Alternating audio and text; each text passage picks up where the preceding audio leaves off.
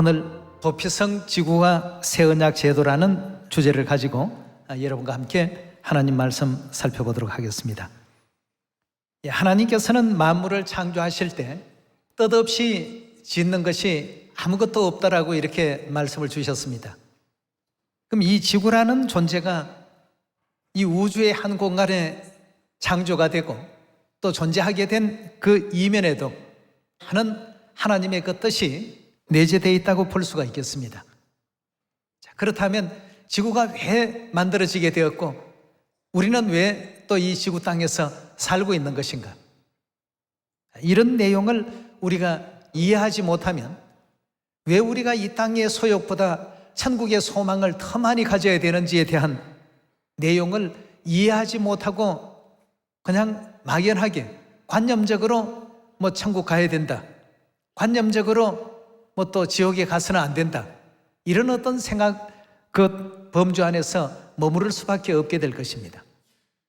하나님께서 왜 이 지구를 만드셨고 온 우주 가운데 다른 어떤 세계보다도 특별히 이 지구에 인생이라는 이 존재를 거하게 하셨는지, 이런 모든 문제를 우리가 또 이해하게 된다면 이 땅의 어떤 수만 가지의 어떤 소욕보다도 하늘나라의 소망을 더 갖고 살아야 되는지에 대한 이런 상세한 내용들을 성경에서 우리가 살펴볼 수가 있겠습니다.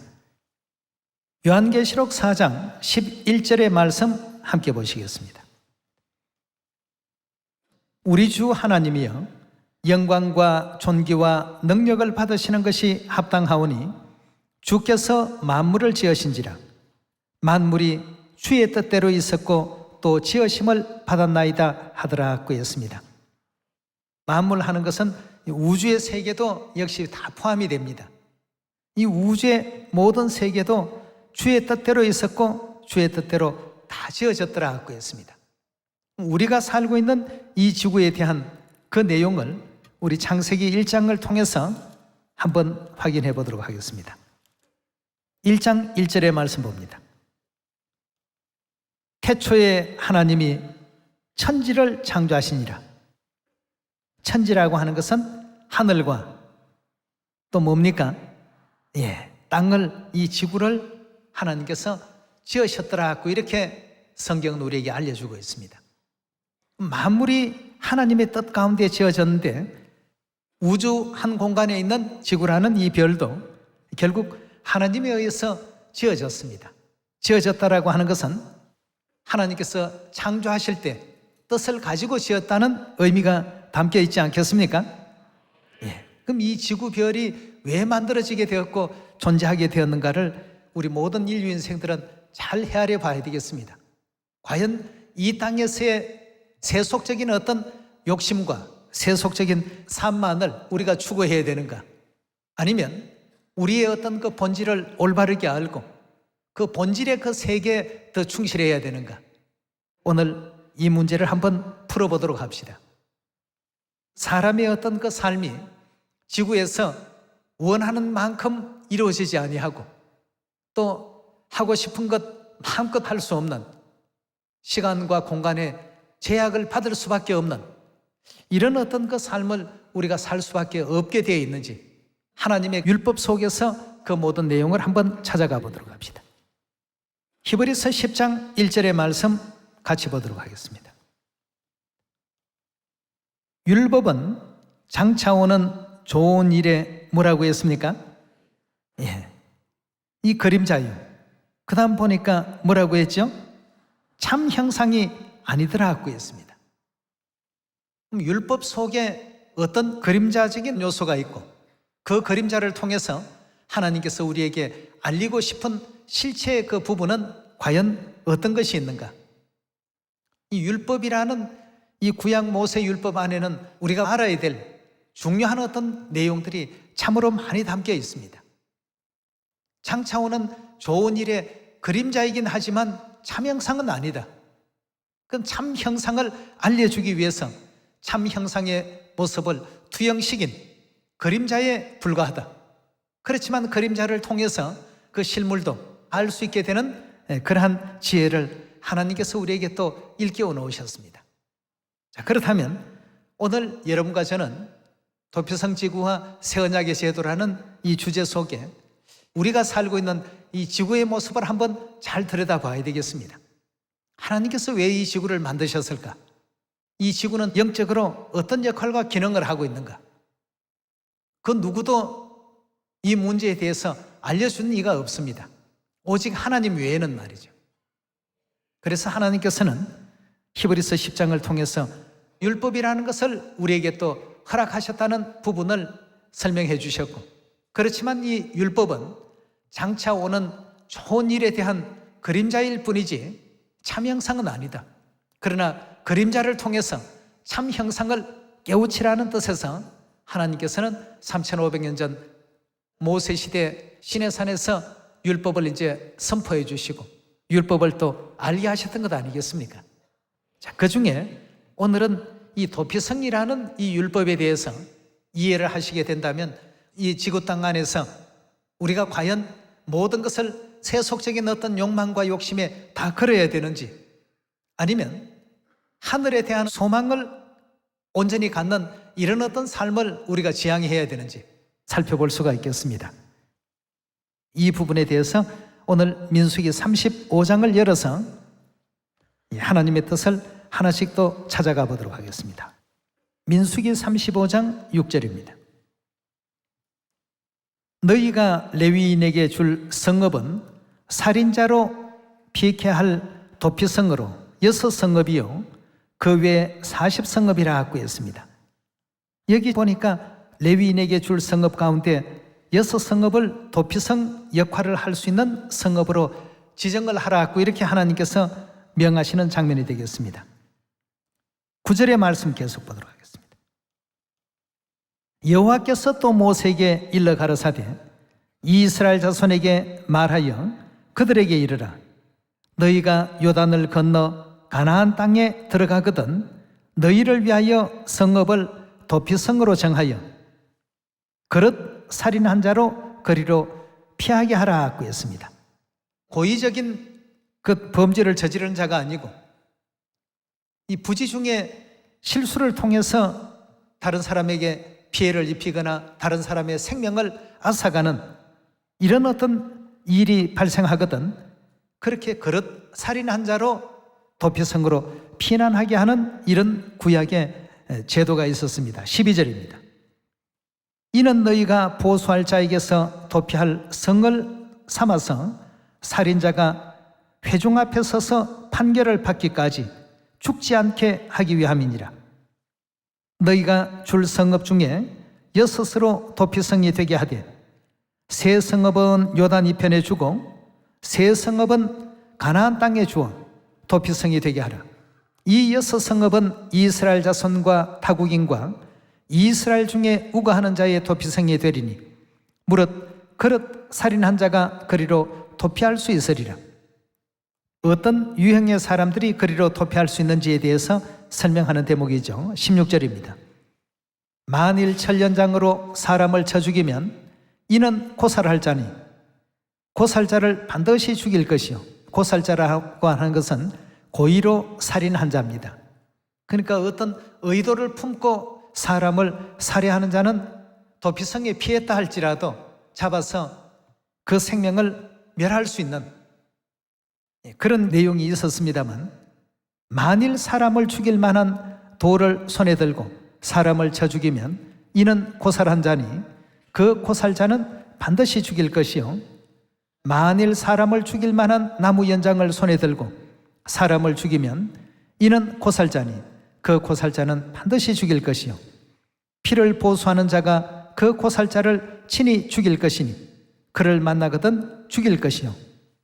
만일 미워하는 까닭에 밀쳐 죽이거나 기회를 엿보아 무엇을 던져 죽이거나 원한으로 인하여 손으로 쳐 죽이면 그 친자를 반드시 죽일 것이니 이는 고살하였습니다. 피를 보수하는 자가 그 고살자를 만나거든 죽일 것이니라.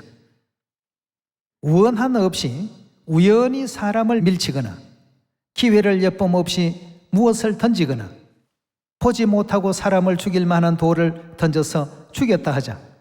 이는 원한도 없고 헤아려 한 것도 아닌즉 그러니까 아무런 어떤 사람을 살해할 그런 의도를 갖지 아니하고 뭐 돌을 하나 던졌는데 그것이 어떻게 잘못되어서 지나가는 사람이 맞고 죽었다. 이렇게 될 경우에는 이 사람은 이제 너무나도 참 억울한 사람이 되니까 이런 사람들을 위해서 만들어 놓은 그 성이 도피성이 되겠습니다. 일단 죄인이 잠시라도 피해 있을 수 있는 이런 장소를 하나님께서 만들어 주신 것이죠. 영적으로 보면 바로 이 지구가 그런 어떤 역할을 하는 곳이다 그랬습니다. 24절입니다. 회중이 친자와 피를 보수하는 자 간에 이 규례대로 판결하여 피를 보수하는 자의 손에서 살인자를 건져내어 그가 피하였던 도피성으로 돌려보낼 것이요 그는 거룩한 기름 부음을 받은 대제사장이 죽기까지 거기 거할 것이니라 하고 했습니다. 도피성의 제도 가운데 특징이 있다면 기름 부음을 받은 대제사장이 죽어야지만 그리로 피한 사람들이 죄에서 이제 해방이 됩니다. 그럼 예를 들어 기름 부음 받은 대제사장이 나이가 굉장히 젊다. 젊은 시절 기름 부음을 받고 대제사장이 되었다. 그때 참 누군가가 고의성이 없이 돌을 하나 던졌는데 그것이 사람이 맞고 죽음을 당했다. 그 사람은 이제 도피성으로 피신으로 오게 됩니다. 대제사장이 좀 젊으면 뭐 어떻습니까? 아무래도 도피성에 머물러야 될 그 기간이 길어질 수밖에 없겠죠. 그럼 도피성에 이제 갔는데 대제사장이 연세가 좀 굉장히 높더라. 가자마자 그 다음날 대제사장이 돌아가셨다. 그럼 이 사람은 하루 있다가 이제 석방이 되는 겁니다.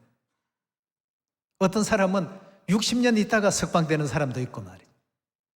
그러니까 그 형기라고 하는 것은 대제사장이 돌아가셔야지만 거기서 이제 풀려날 수 있다는 것이 이 도피성 제도입니다. 하나님께서 왜 율법을 이렇게 만들어 놓으셨을까? 우리한테 무언가를 알려주고자 하시는 뜻이 계셨던 것입니다. 26절에 계속 봅니다. 그러나 살인자가 어느 때든지 그 피하였던 도피성 지경 밖으로 나갔다 하자 피를 보수하는 자가 도피성 지경 밖에서 그 살인자를 만나 죽일지라도 위하여 피 흘린 죄가 없나니 이는 살인자가 대제사장에 죽기까지 그 도피성에 유하였을 것임이라. 대제사장에 죽은 후에는 그 살인자가 자기 산업의 땅으로 돌아갈 수 있느니라. 자, 이것이 이제 도피성 제도의 가장 큰 핵심이라고 본다면 대제사장이 죽어야만 석방될 수 있다는 것입니다. 예를 들어서 이제 두 사람이 나무를 베는데 한 사람이 그 도끼 자루에서 도끼 머리가 빠져나가서 앞에 일하는 사람의 머리를 다치게 했다. 이렇게 해서 그 사람이 죽임을 당했다. 앞에 있는 그 사람을 살해할 어떤 의도가 단 1%도 없는 그런 어떤 입장에서 그런 일이 생겨났다라고 한다면 이 사람은 너무나도 참 억울한 사람입니다. 이래서 이제 그런 사람들을 위해서 하나님께서는 도피성이라는 이 성을 예비하시고 쉽게 말하면 이 죄를 지은 사람이 임시 피해가 있는 거주지라고 보시면 되겠습니다. 죄를 지은 사람이 가 있는 곳이라고 한다면 현대 용어로 본다면 구치소나 뭐 이런 것이 되겠죠. 정식 감옥에 가기 전에 잠시 머물러 있는 그런 장소였습니다. 그 가족들이나 그 일가 친지들이 그 살인자를 잡아다가 죽일 수가 이제 없었던 것입니다. 일단 도피성에 들어갔다면 말이죠. 하나님께서 이런 어떤 율법으로 정해놓으시고 이 도피성이 갖는 의미와 우리 이 지구가 갖는 이 의미를 하나님께서는 동일시하게 연결을 지금 시켜놓으셨던 것입니다. 그리고 도피성의 대제사장이 죽어야지만 원래의 고향으로 돌아갈 수 있도록 그렇게 율법 속에 규정을 해놓으셨습니다. 우리 좀 전에 히브리서 10장 1절에 주신 말씀과 같이 율법은 장차 오는 그림자라 하고 했는데 그럼 도피성이라는 이 제도는 도대체 어떤 실체를 구현하기 위해서 나타내 주신 이 그림자일까? 이 도피성 문제를 통해서 하나님께서 알려주고 싶어 하시는 그 실제의 어떤 내용을 우리가 발견을 해야 되겠습니다. 자, 그렇다면 도피성 문제와 더불어서 가장 중요한 것이 대제사장의 죽음 이후에 죄인들이 석방이 된다는 것. 이것이 이제 참 중요한 부분이 되겠는데요. 히브리서 11장 13절의 말씀 같이 보도록 하겠습니다. 이 사람들은 다 믿음을 따라 죽었으며 약속을 받지 못하였으되 그것을 멀리서 보고 환영하며 또 땅에서는 뭐라고 했죠? 이 지구에서는 우리는 외국인이다, 나그네로라 증거하였더라 하고 했습니다.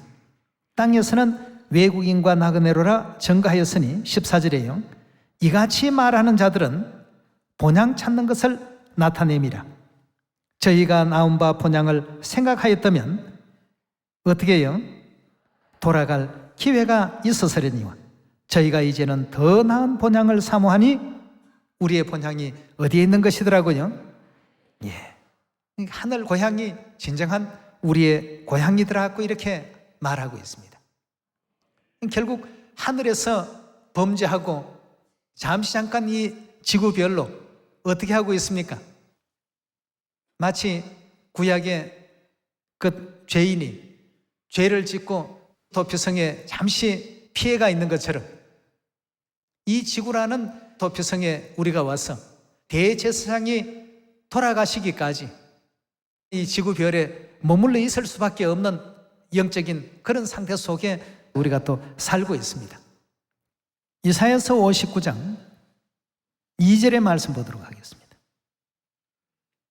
오직 너희 죄악이 너희와 너희 하나님 사이를 내었고 너희 죄가 그 얼굴을 가리워서 너희를 듣지 않으시게 함이니 이는 너희 손이 피해 너희 손가락이 죄악에 더러웠으며 너희 입술은 거짓을 말하며 너희 혀는 악독을 바람이라.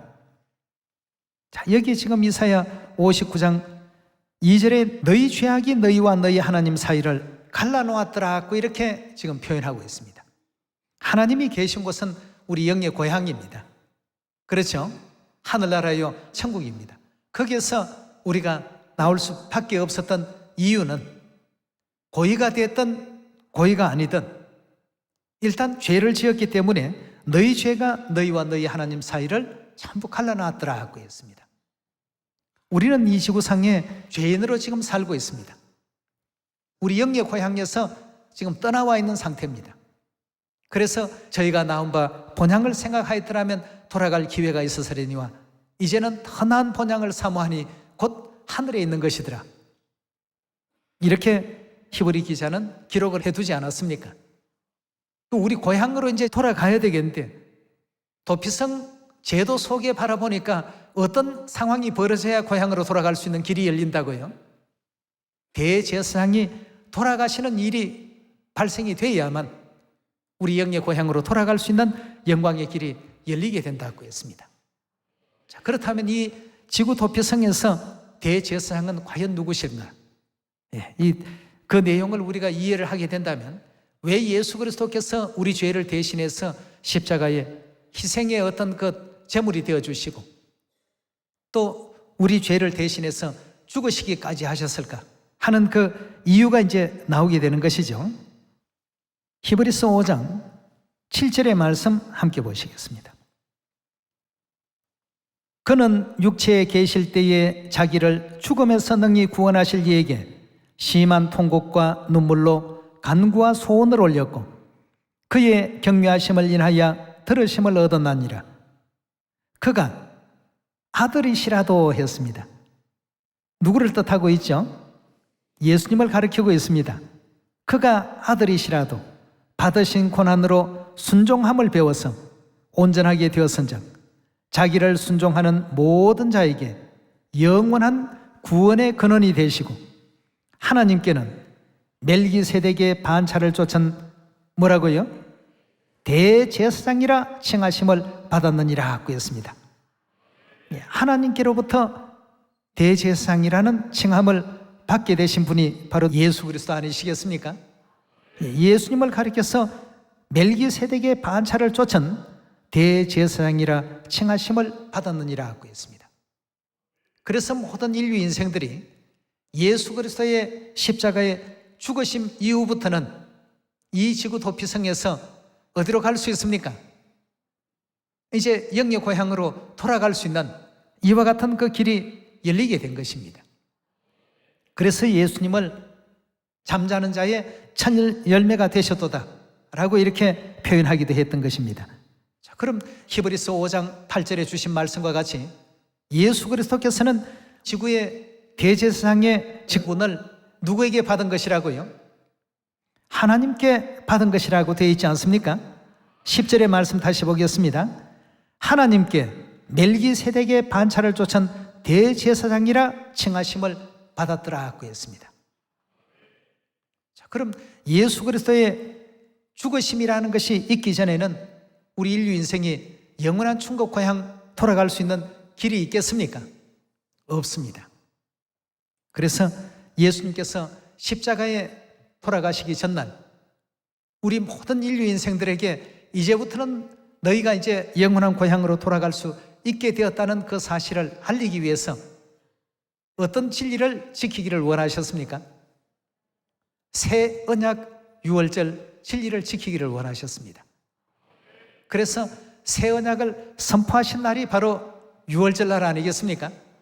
유월절을 통해서 새 언약을 선포하시고 그리스도의 보혈의 피에 참여하고 성체인 그리스도의 몸에 참여하는 사람들은 누구든지 다 영원한 천국 고향으로 돌아갈 수 있도록끔 만들어 놓으신 그 반차가 떡과 포도주로서 만들어진 멜기세덱의 반차지요.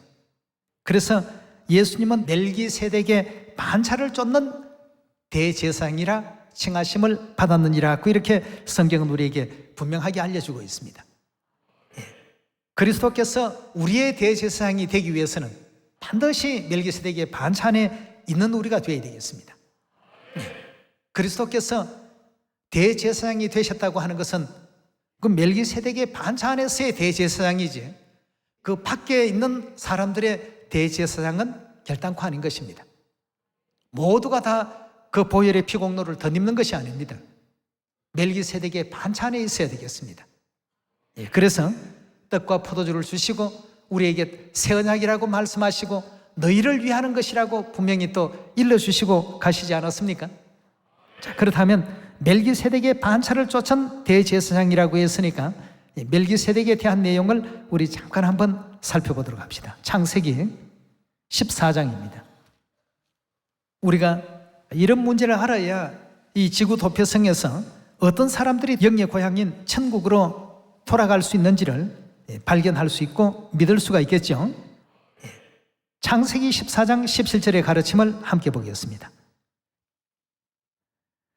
아브라함이 그돌라오멜과 그와 함께한 왕들을 파하고 돌아올 때에 소돔 왕이 사회 골짜기 곧 왕국에 나와 그를 영접하였고 살렘 왕 멜기세덱이 뭘 가지고 나왔다고요? 떡과 포도주를 가지고 나왔으니 그는 지극히 높으신 하나님의 제사장이었더라. 그가 아브라함에게 축복하여 가로되 천지의 주제시요 지극히 높으신 하나님이여 아브라함에게 복을 주옵소서.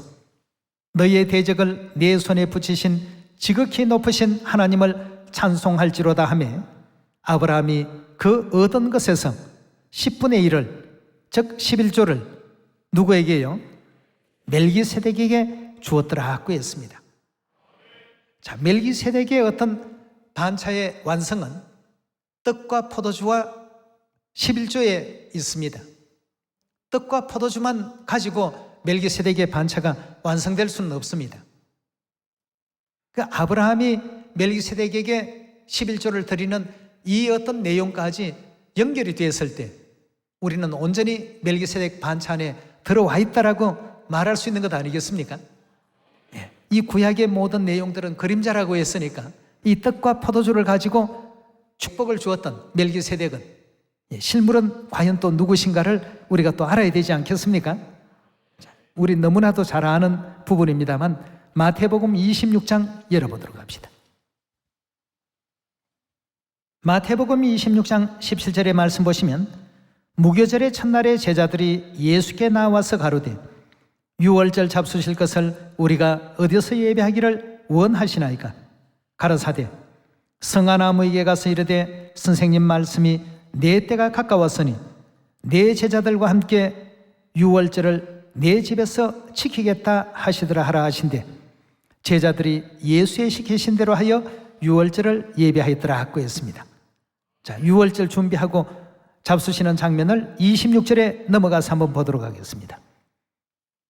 저희가 먹을 때에 예수께서 떡을 가지사 축복하시고 떼어 제자들을 주시며 가르사대 받아 먹으라 이것이 내 몸이니라 하시고 자, 유월절 떡을 떼어 주셨습니다.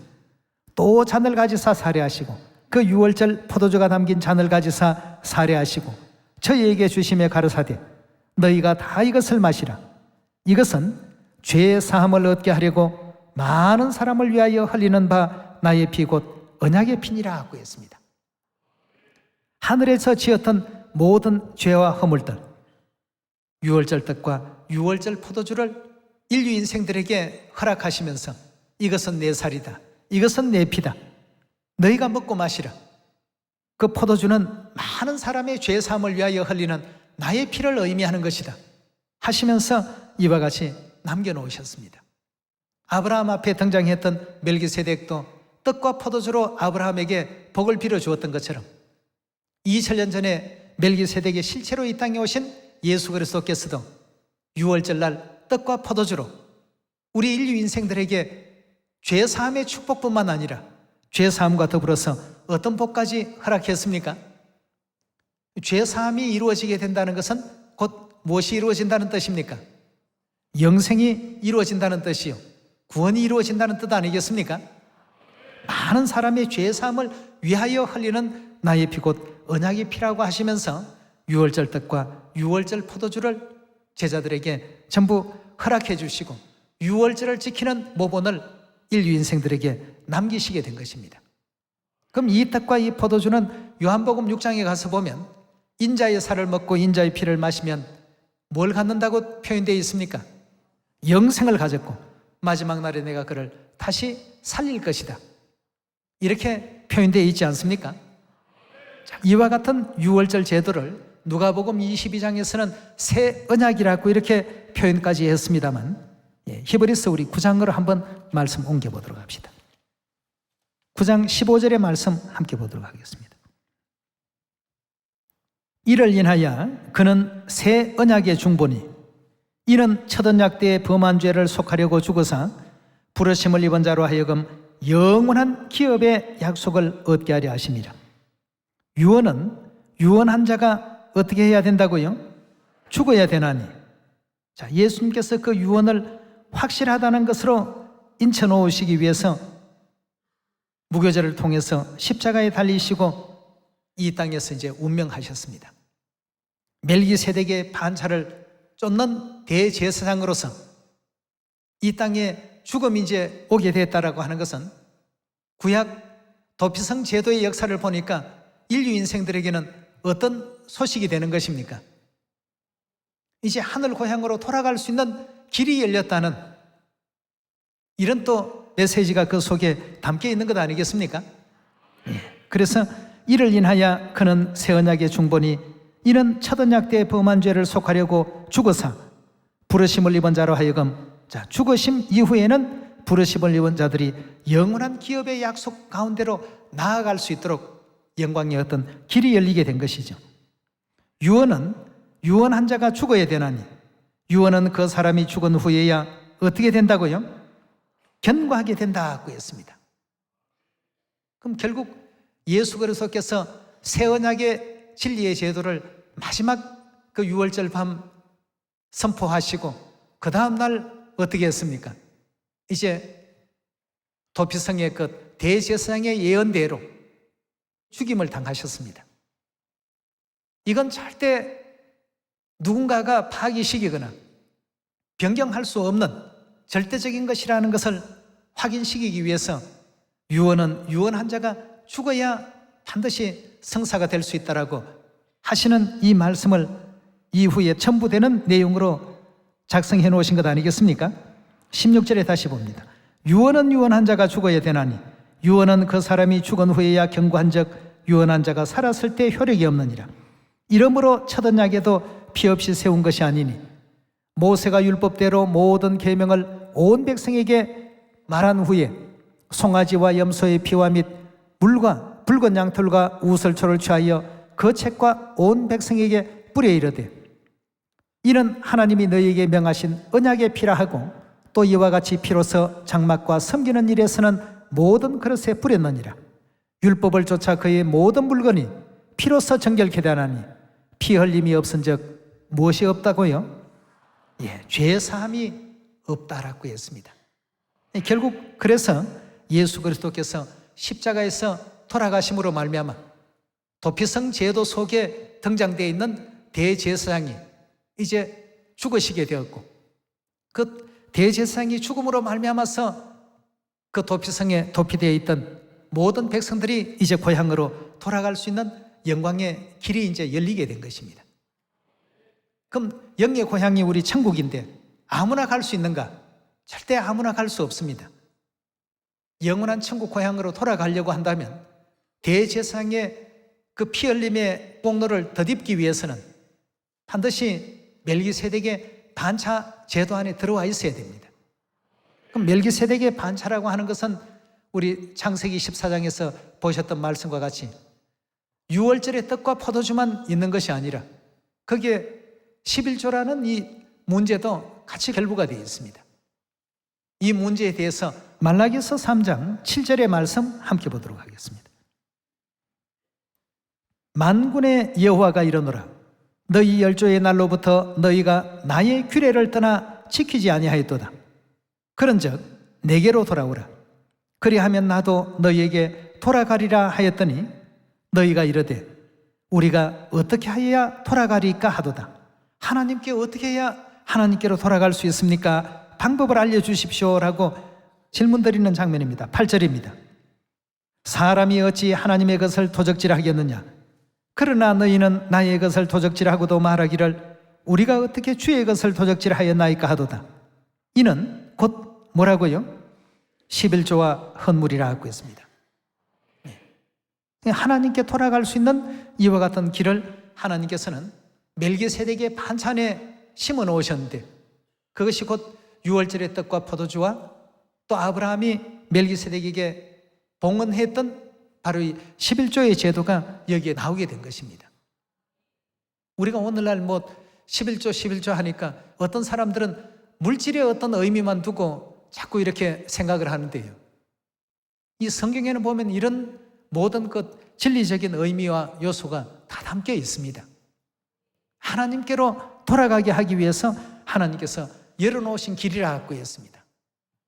계속 보도록 합시다. 너희 곧 온 나라가 나의 것을 도적질하였으므로 너희가 저주를 받았느니라. 만군의 여호와가 이르노라 너희의 온전한 11조를 창고에 들여 나의 집에 양식이 있게 하고 그것으로 나를 시험하여 내가 하늘문을 열고 너희에게 복을 쌓을 곳이 없도록 붙지 아니하나 보라.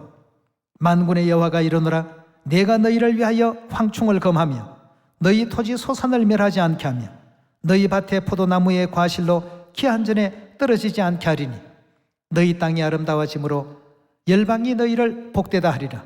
만군의 여호와의 말이니라 하고 했습니다. 오늘 여러분들과 저는 멜기세덱의 반차를 쫓아서 대제사장이 되어서 이 땅에 오신 예수 그리스도의 그 죽으심의 피공로를 덧입을 수 있는 이 진리 안에 지금 다 들어와 있습니다. 히브리서 6장 19절의 말씀 보도록 하겠습니다. 우리가 이 소망이 있는 것은 영혼의 닷 같아서 튼튼하고 견고하여 휘장 안에 들어가나니 그리로 앞서가신 누구라고 했습니까? 예수께서 멜기세덱의 반차를 쫓아 영원한 대제사장이 되어 우리를 위하여 들어가셨느니라 하고 했습니다. 자, 여기에 지금 보니까 멜기세덱의 반차를 쫓는 영원한 대제사장이 되어서 우리 앞서서 들어가셨다라고 하니까 그 길을 따라가는 우리도 어떻게 해야 되겠습니까? 멜기세덱의 반차를 통해서 따라가야지만 되겠습니다. 앞서서 그 모든 일들을 시행하신 분이 우리 예수 그리스도십니다. 그러니까 우리 앞서 그런 일들을 행하시고 진행하셨다면 그 길을 따라가는 우리도 그런 어떤 삶을 그대로 또 따라가야 되지 않겠습니까? 유월절 떡과 포도주와 또 11조와 새 언약의 진리의 제도를 온전히 또 준행하며 그리스도의 생애를 따라갈 줄 아는 이런 어떤 입장이 되었을 때 이 지구 도피성에서 영원한 고향으로 돌아갈 수 있는 영광의 그 문이 열리고 영광의 길이 열린다는 것입니다. 오늘날 많은 사람들이 저들 방식대로 하면 무조건 다 천국 간다고 이렇게 주장을 하는데 아닙니다. 무조건 예수 그리스도의 십자가의 보혈의 피가 자기들에게 허락되어졌다라고 이렇게 얘기를 하는데 아니죠. 성경은 어떻게 얘기하고 있습니까? 멜기세덱의 반차를 쫓아서 그리스도의 그 길을 그대로 따라가야 된다고 되어 있습니다. 그렇다면 우리 역시도 멜기세덱의 반차 안에 있어야 되겠습니다. 그 반차 안에서 아버지 어머니께 큰 영광과 찬양을 또 돌리시고 영원한 천국 고향 다 돌아갈 수 있는 우리 모두가 되어야 되겠습니다. 정리해보자면 이 지구는 모세율법에 등장했던 도피성과 같은 곳입니다. 도피성 제도에서 가장 중요한 핵심은 대제사장입니다. 그리고 대제사장의 죽음입니다. 그럼 그리스도께서 이 땅에 오셔서 죽으신 그 이유와 그 희생하신 내용이 있다라고 한다면 인류를 구원하기 위해서 아니겠습니까? 잃어버린 영의 고향 다시 돌아갈 수 있도록 하기 위한 하나님의 뜻이었습니다. 그리스도께서 그 뜻을 이루기 위해서 이 땅에 유언으로 마지막 제정해 놓으신 진리의 제도가 바로 뭐였습니까? 새 언약 유월절의 제도였습니다. 그 새 언약 안에서 그동안 지었던 하늘의 죄와 허물들을 다 속죄받고 우리가 오늘 이 시간을 통해서 천국을 다시 소망할 수 있도록 영적 눈을 열게 해주신 엘로힘 하나님께 영원한 영광과 찬양을 돌리시면서 이제 남은 모든 시간 천국 소망을 가지고 하나님 자녀답게 경건하고 거룩하게 사시면서 천국을 향해서 열심히 또 달려갈 수 있는 여러분과 제가 꼭 되시길 바라겠습니다. 오늘 이 말씀에 은혜 있길 바라면서 오늘 말씀 마치도록 하겠습니다. 감사합니다.